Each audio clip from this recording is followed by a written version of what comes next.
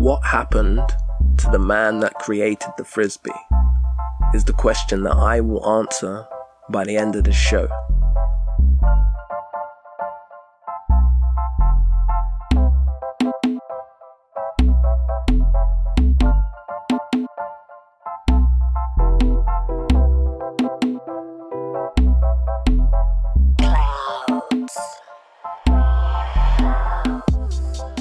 Hello and welcome to the fourth episode of the More You Know Mondays.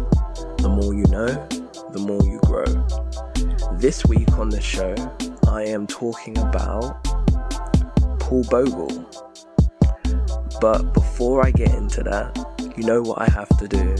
We have to start the week off with something positive, something bright, something nice, and I do that with Monday affirmations. And this week, unlike any other week, we have a quote. So the quote for this week is by Orville Alec Ice, who, it didn't tell me this on the app. I had to do some extra research. I was just like, there's no way there's another quote out there that doesn't have an author. I need to find this author. So I went out and typed like the quote into Google, and there it was, the name. But I will go more into him on the post on Instagram when I post it. So make sure you're looking out to check that out. Anyway, the quote goes as followed. A strong friendship doesn't need daily conversation or being together. As long as the relationship lives in the heart, true friends never apart.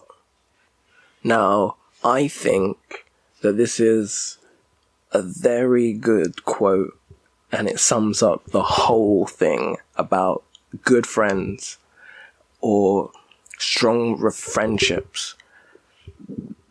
And even on a greater scale, if you want to look at it like that, even relationships as a whole. Though some relationships do need work, and maybe not daily, but they do need attention. But when it comes specifically to friends, I like the fact of there may be a few friends that I haven't spoken to for a long while, but I know if I was to drop them a message or pick up the phone and call them, speaking to them will feel like I spoke to them yesterday. Like nothing would, it would be as if like everything from where we were whenever we last spoke would just pick up again, as if nothing had even stopped from to begin with. And I don't know, I think that's kind of weird, but I like it at the same time, because it's kind of like, I guess, like a computer game, pausing a game or pausing a TV show. Like, it's not that I see things like this, but this is kind of the metaphor that kind of appears in my head when I think of it. It's like when you're watching a really good show, but you pause it so you can go to the kitchen to get a drink. That's like what a good friend is like. Not that you're pausing them, but you're pausing the frame that you were in at that moment when you stop talking, and then it's like you've just come back from the kitchen and you've pressed play again when you pick up that phone or you drop that message and you speak to them again. And it's like you haven't even skipped a beat or anything. Nothing's changed, or maybe things have changed, but even when you're catching up, it's like the conversation patterns, everything is back there, and it's like tasting something that you haven't had tasted or in a very long time. Like say you haven't, I don't know, for Lent or something, you decided to give up chocolate, and at the end of Lent, you decided to come back to it, and you tasted that chocolate for the first time. You're like, oh, I don't remember chocolate tasting this sweet. Or like, it just tastes like as if you haven't tasted it in a very long time. And once you taste it again, it's just like all those familiar tastes just come back. So that's kind of the marking of a good friend, like a strong relationship, or a strong friendship rather. I also like the fact of when you have good friends, when you see that your good friends making power moves or striving and doing big and great things with their lives, it inspires you because you're within their orbit. You're within that circle, or that immediate circle. So it's those immediate things that you're seeing is immediately affecting you. So it's kind of like with everything, it's like a fight or flight kind of situation where, depending what kind of person you are, will depend on how you're going to deal or process the information that you're receiving. So you see someone striving and doing good things and doing great things with their lives, you could look at it one or two ways. You could look at it in a sense of, they're doing good things, like that inspires me to continue doing what I'm doing, or make bigger steps so that I can kind of do more and get my life in a better place or a better position, so that we're kind of equals again, or not even equals, or just that, so that I've been inspired by you so much that you'll look at me, or maybe you won't, but I'll get to a stage where I can inspire other people to get to a better point, you know? But I like that about that kind of, when you have those kind of friends. Or you can look at it in a bitter way where, so they're doing that then. And then you just hate on their whole outlook, and you hate on their whole journey, and you compare yourselves to them, and you're like, well, they're doing that and we're pretty much the same, so like, how comes it's not working out for me? And it's just like a thing where you need to look at your own life and look at what you're doing and how you can maybe make changes or adapt or speak to them. You know, there's nothing better than communication. Speak to them, find out what they're doing, and find out how you could do it. Emulate your dreams, you know. But the main thing is that your family outside of your family are a very good support system, so that you can actually call them your family, because there's nothing worse than having friends that you call your friends when they're really just acquaintances, when they're really just chapters in your book, as opposed to a side character in your story, you know? So I guess my Monday affirmations or motivations are that you need a good support system, because what you put out there is what you receive. So if you have those type of people around you in your current orbit, then your efforts of putting out good energies, you're going to bring those things back to you. But if you have toxicity in your friendships while you're trying to put good energies out there, you're going to find it harder. Because there's a great saying, you are what you eat. So in the same respect with your friends or your relationships, what energies you're putting into yourself, or what you're bringing onto yourself or taking up, those energies have an effect on you. No matter what you are or how you're thinking, if you have toxicity around you, that you need a way to clear that out with positivity. Otherwise, it's going to pull you down whether you like it or not. So you need a way to clear that. And they're hard to find sometimes, good friends, but when you find them, don't let them go. Like, understand the balance of relationships and the give and take. Don't just take, and don't give anything back and expect someone else to continually take all the time. Nah, man, they're just gonna dip, because no one has time to just be someone else's doormat when they have their own things going on. So find a good friend that you're gonna understand their balance and be there to understand, so they're understand their balance and hope that they're gonna be there to understand your balance or what you need. So it's a 50-50 give and take type of situation, as opposed to you're putting in 60% and they're putting in 20%, and then there's still this extra 20% just floating around, and you're just like, well, hang on. You're not my friend. But I hope you understand what I'm saying, because I feel like I've just rambled for a minute. But anyway, let's get on to the show. So, Paul Bogle was born around 1815 and 1822. It's around that time, because I'm not 100% sure. In loads of different places where I have researched, it's said around different times, or some have said 1820, some have said 1822, and it's not that it's any of it is wrong. It's just, I think that because it's so far back, it's hard to maybe pinpoint exactly. But anyway, he was born in around 1815 to 1822. And he was a Jamaican Baptist deacon and activist who later became a national hero of Jamaica.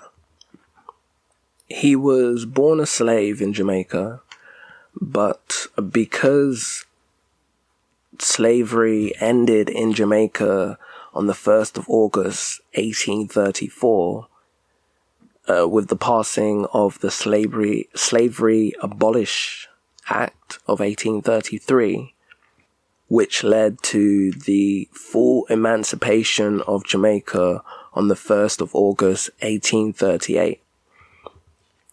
This was the date which former slaves became free to choose their employment and their employer. On paper, former slaves gained the right to vote. However, for most black people in Jamaica, it was hard for them to acquire the actual right. They had the right to vote, but to vote you had to pay a poll tax. And because the poll tax was so high, it was more for the higher classes in Jamaica, and a lot of people around that time were quite poor, so it was hard for a poor man to pay the high poll tax to be able to vote.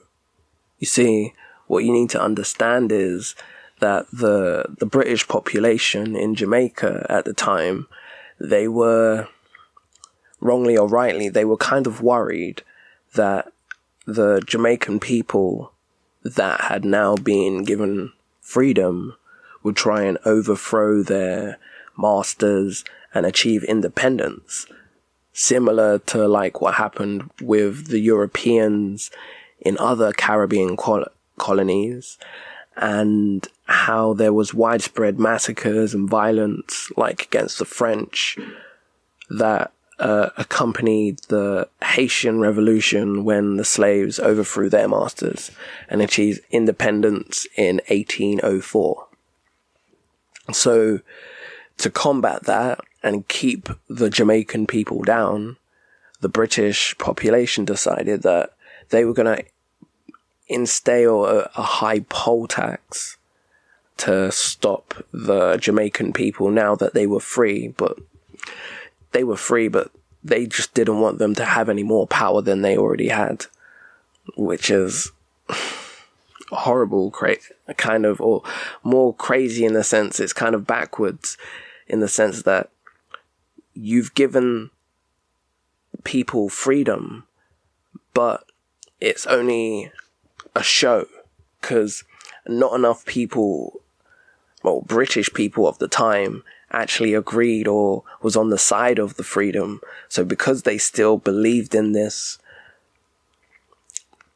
oppressive nature against black people, they decided to keep such draconian rules and continue to oppress black people in Jamaica, even though they were free.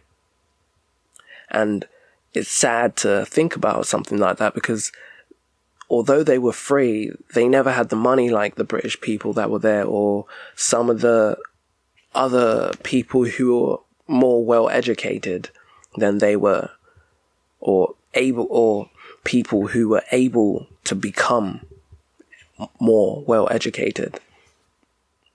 But if it wasn't for people like Paul Bogle, who decided to fight back, he was a man who lived for the people, and he also died for his people. It's also important to state that Paul Bogle was born free to his mother, Cecilia Bogle, who was also a free woman, but his father is unknown.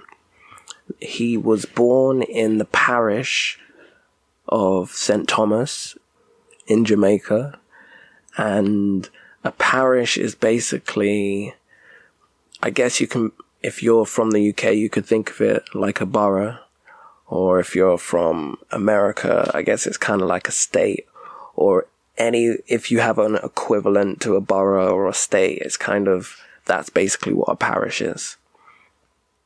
Unfortunately, Paul Bogle's mother died, and he was raised by his grandmother.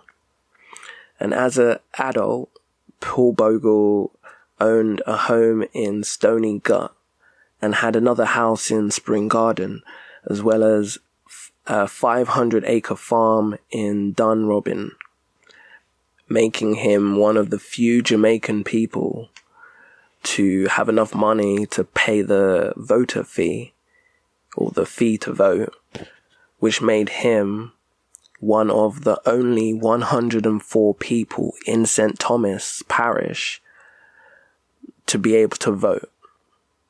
And to put this in perspective for you, he was one of the only 104 black voters in St. Thomas Parish. And the population of adults in the parish at the time was at least 3,300. So only 104 black people had enough money to vote in that parish, which is crazy numbers. So all these people were free,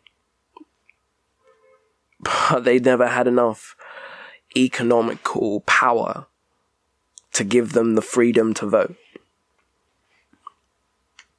So later in his life, Paul Bogle became a supporter and also a friend of fellow Baptist George William Gordon, who was a wealthy mixed-race Jamaican businessman, magistrate, and politician, who was one of the two representatives to the assembly from the St. Thomas in the East Parish. Now, the governor of Jamaica at the time was a man named Edward Eyre, and George William Gordon was leading in criticizing how the colonial government and their policies were being overseen and run. He believed that Edward Eyre was more favorable to the higher classes. But we'll go into this with a little more detail a little bit later. So Paul Bogle had a good friendship with George Gordon, so much so that in 1854, Gordon made 32-year-old Paul Bogle a deacon. And in turn, Paul Bogle built a chapel in Stony Gut, which held religious and political meetings. He then became deacon of the same church that he built in 1864. And Paul Bogle was quite concerned about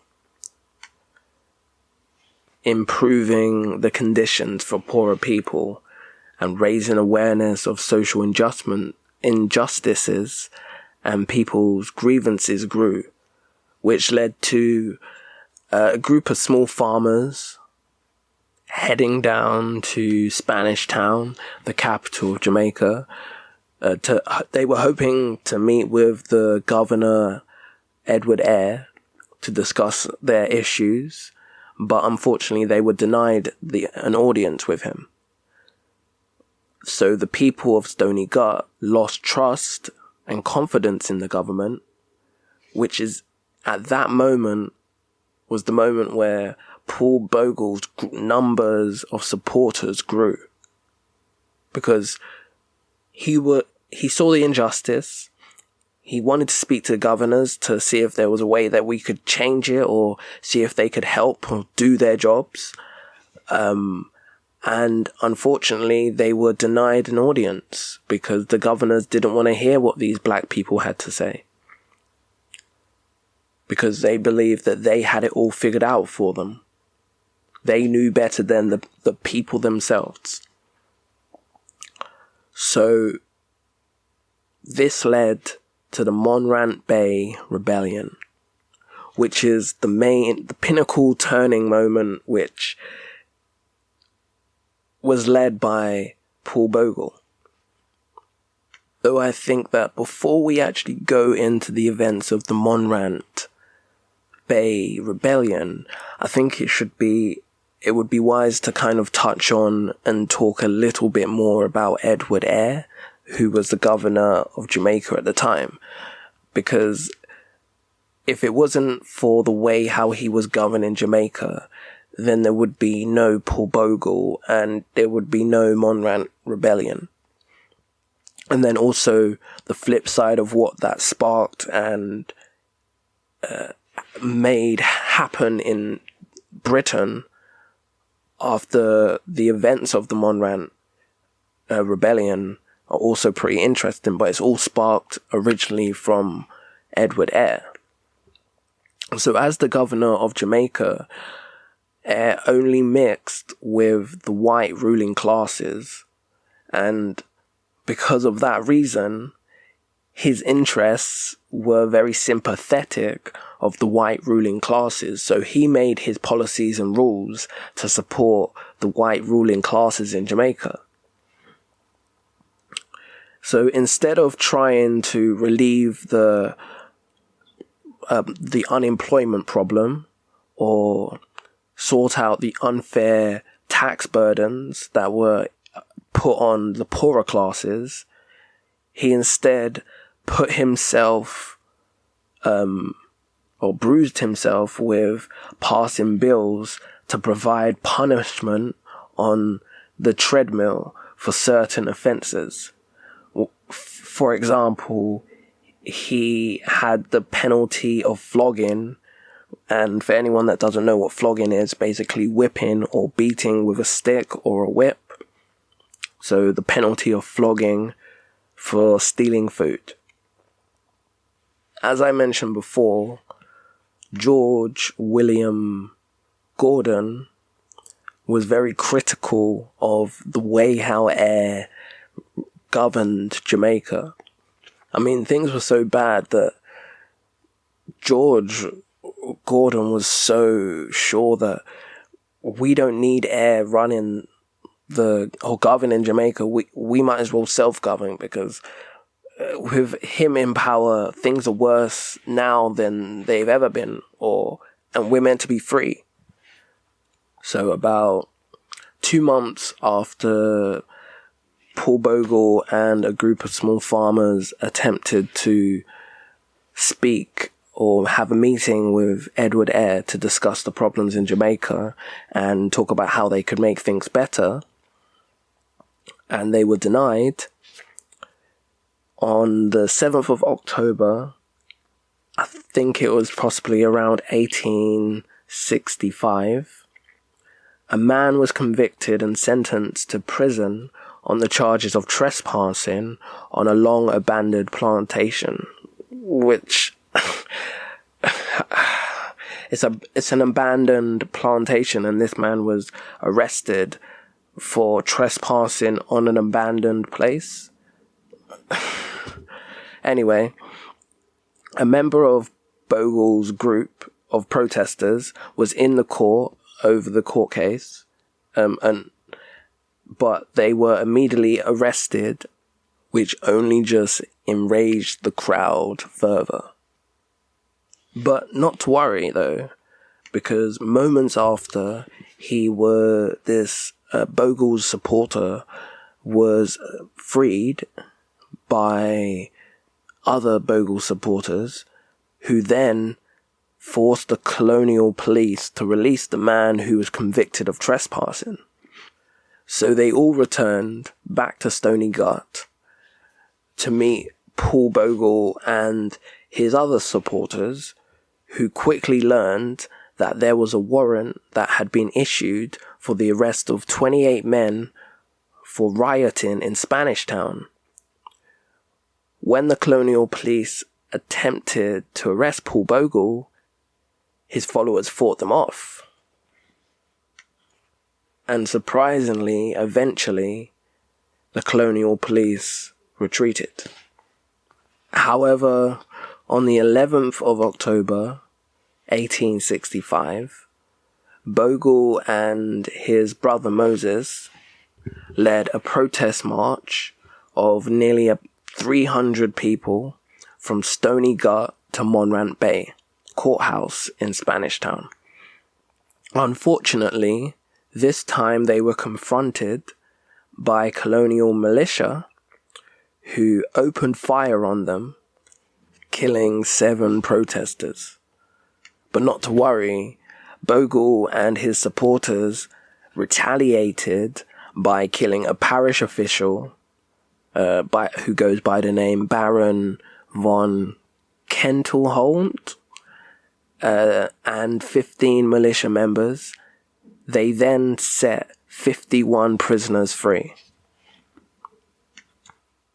As the rebellion got into full swing though, colonial soldiers were brought into Morant Bay to stop the rebellion. So nearly 500 people were killed, and even more people were flogged. After the rebellion was crushed, the colonial soldiers went down to Stony Gut because they considered Stony Gut to be the stronghold of the rebellion. Then they continued to destroy Stony Gut. Paul Bogle, along with his brother Moses Bogle, were captured and hung on October the 24th, 1865, at the Morant Bay courthouse, a day after George William Gordon, who was also executed for being part of the rebellion, even though he was not part of the rebellion.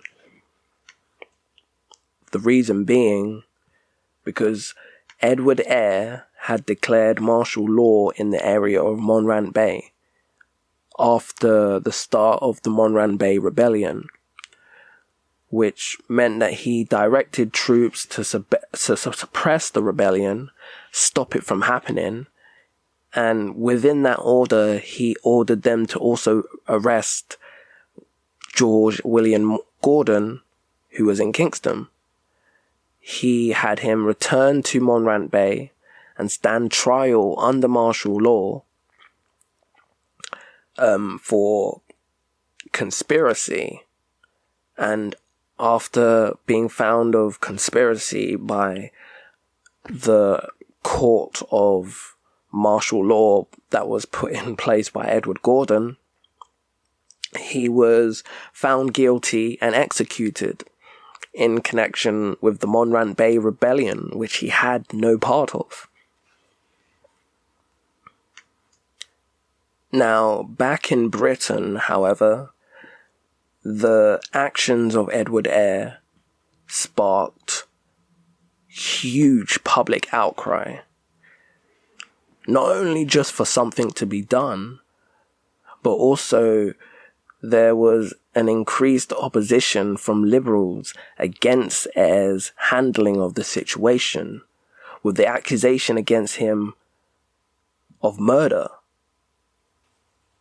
And if you really think about it, I think they were right, because he was made the governor of Jamaica and he should have been running things better. He shouldn't have needed to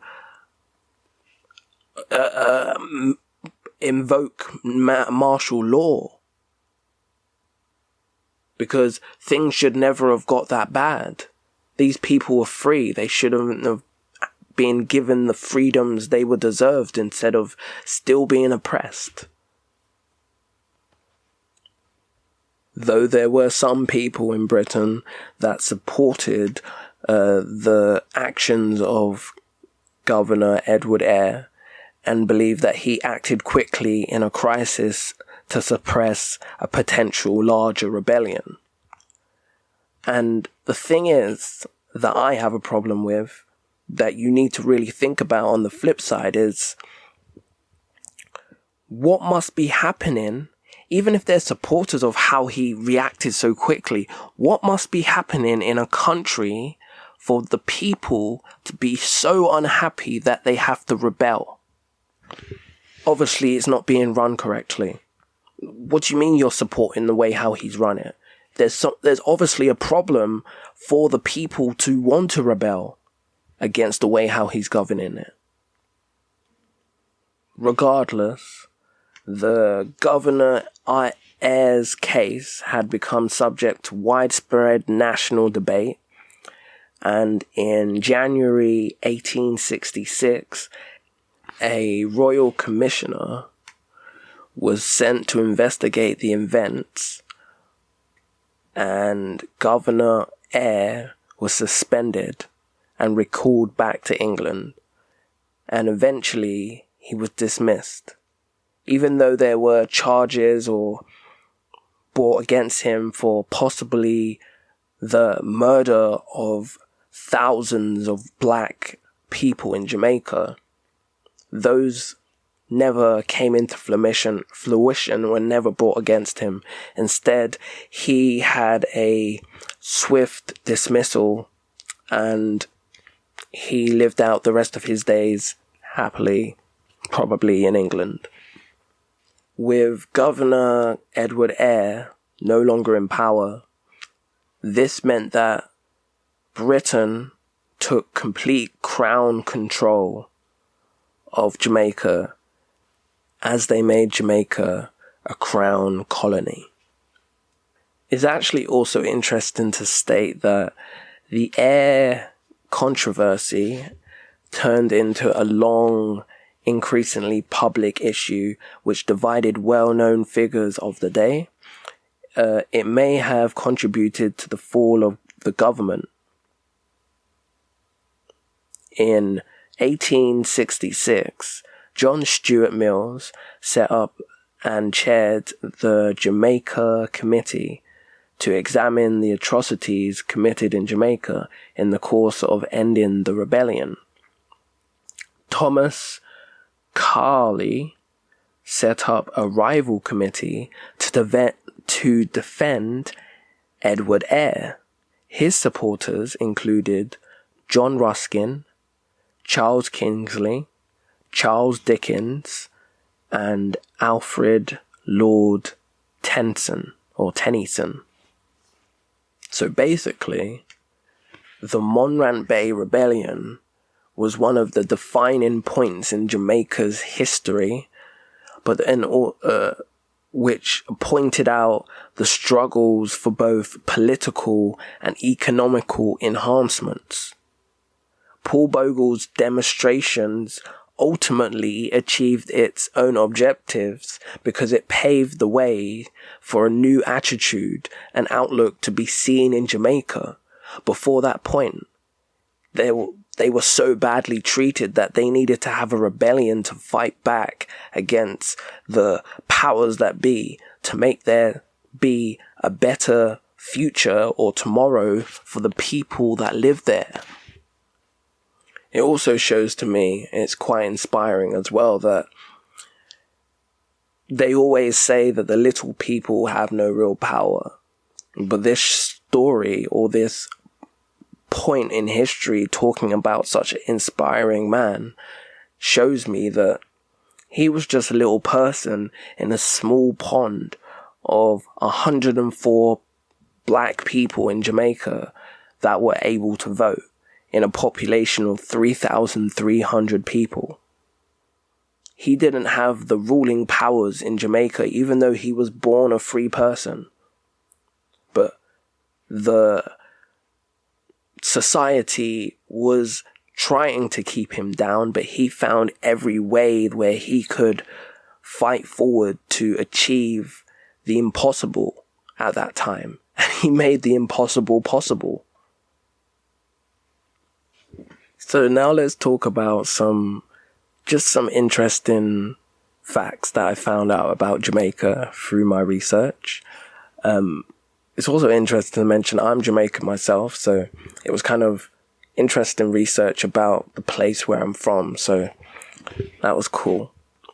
But anyway, Jamaica has the most churches per square mile. So a small town in Jamaica is home to well over 30 established churches. So it's safe to say that Jamaica is quite a very religious country. They're a very Christian country, to be specific, which heavily influences their education, political and social systems. They are also home to over 100 different Christian denominations in Jamaica. The most popular ones being Baptist, Catholic, Anglican, Jehovah's Witness, Seventh-day Adventist, New Testament, Church of God, and Pentecostal. You also have less popular ones such as Mormons and the Ethiopian Orthodox Church. So they pretty much have every Christian denomination in Jamaica, which is pretty cool. Jamaica also has the most rum bars per square mile, which is something that doesn't actually surprise me. When I was in Jamaica and I was spending time with my grandmother and spending time with my cousins and my aunties and uncles, we drank copious amounts of rum. Like, I wish I was kidding. Like, Jamaicans drink rum like it's water. It's like one of the 5 a day. Maybe call it number 6. We are also, another fun fact, which comes on to the spin of how Jamaica has the most rum bars per square mile. Jamaica was the first island to produce rum commercially for exports in the days before privacy. In the days before privacy. Rum in Jamaica is also widely used in the kitchen. See, that's what I'm saying. Rum cake, it just like, yeah, man, that's what I'm saying, fam. Like, in Jamaica, we use rum as, like I said, it's like water. But it really doesn't surprise me that we have the most rum bars per square mile in Jamaica. It's mad. But then also thinking about it, when I'm walking, like sometimes you're walking along the road and you'll just feel like a bar, and then like there's maybe a few shops, and then there's a bar, and then there's a bar. So like thinking about it after reading the actual fact, it seems very possible that we could have the most bars per square mile in Jamaica. And for anyone that's a fan of dancehall, you may be aware of the name Bogle, or Mr. Bogle, or Father Bogle, or Mr. Waki. And Bogle is a dancer and a choreographer, a Jamaican dancehall dancer, who is penned by Beanie Man as the greatest dancer of all time. He is recognized as part of the foundation and an icon in dancehall culture. But Mr. Bogle created more dancehall dance moves than any other Jamaican dancehall figure ever. He is best known for creating the dance, the Bogle, which is named after him, and also in a way named after Paul Bogle, because I'm sure the Mr. Bogle took inspiration from Paul Bogle. So it's all hand in hand. And now we answer the question that I posed at the top of the show. What happened to the man that created the Frisbee?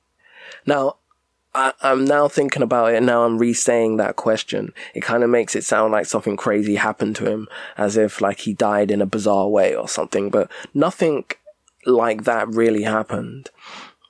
But I think it's I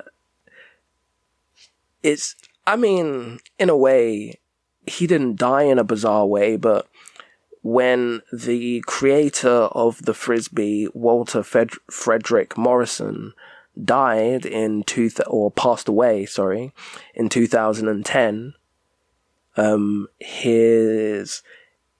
he had very strict instructions that he set out for his family and what he wanted to happen with his ashes. So these implicit instructions stated that he wanted his ashes to be molded into a Frisbee, but it wasn't just one though. It was actually a series of Frisbees that were made from his ashes and then distributed among his family members, which is pretty cool. You're the guy that created Frisbees, and then every member of your family now gets to hold a piece of what you created with you being a part of it, because he was a part of it. So it's kind of like this double whammy of mind blownness. So it's pretty cool. But just to give a little background of the Frisbee was invented by accident, which is another cool fact. It just so happened that Walter Frederick Morrison, he was at a picnic in 1937 with his girlfriend Lucille, and they kept themselves entertained by tossing a popcorn lid across or around the beach where they were having the picnic. There was a passerby that saw this popcorn lid being thrown across the beach, and they were like, "Whoa, what's that?" and offered them a quarter just to have it. They ended up selling it and then realized, wait, hang on, we've got quite a lucrative business on our hands. We could make our own popcorn lids and turn them into actual flying saucers and Bob's your uncle will be rolling in it. So that's exactly what they did. They began selling their flying cake pans at the beach, or at beaches and parks throughout Southern California. For years after, Fred increased his knowledge of aerodynamics and kept changing the design to make the Frisbee, or as it was known back then, the flying saucer or the Pluto platter. They made it, he wanted to design it so that it would fly faster rather than further, so that it would fly, just take off into the sky. Now, in 15, my bad, I was talking about 18 in the episode and now I'm saying 15. In 1957, Fred sold the rights of the flying saucer to Wham-O Company, who specialized in toys and sporting goods. The following year, Wham-O changed the name of the flying saucer to the Frisbee because it had become popularized at Yale University amongst Yale students who were hurling around a Frisbee pie company tin for sports. So because they were throwing around a Frisbee pie tin, they decided to name their flying saucer, which was invented surrounding or around the same thing, after the Frisbee, or maybe the other way around, vice versa. So yeah, what happened to the man that created the Frisbee? He was cremated and turned into a Frisbee. And that will be the end of the 4th episode. Thank you very, very much for listening if you got this far in the show. And if you've enjoyed it and you have this show to share with other people and you're keeping it to yourself, don't keep it to yourself. Share with the world, man. Give some other people the gift of knowledge. Because as I keep saying, the more you know, the more you grow. And I think I discussed it in the previous episode. Maybe it was 2 episodes ago, but I think the fact or the question last week was what skill changes the structure of your brain? And that skill is learning. So why not give someone the gift of learning, but then also the gift of changing the structure of their brain just by listening? Anyway, thank you for listening. If you've enjoyed it this far, make sure to give us a check out or check us out on the social medias, which is at My Opinion Means on Facebook, Instagram, and Twitter. And if you have anything to say or any questions, any shout outs you want, drop us a DM or just send us an email. I don't know what it is today. I've been messing up with words and I can't get words out. So yeah, just drop us an email and we'll hit you up, or you can hit us up. I will read out emails if I get interesting ones or questions, or if you have things that you want me to look into, I will look into them. And we can all learn together more about this different subject. But I hope you've enjoyed this insight into Paul Bogle, the national hero of Jamaica, but then also hearing on the flip side of how this is somewhat British history, because it happened around the time when Jamaica became a crown colony of Jamaica. Jamaica became a crown colony of Britain.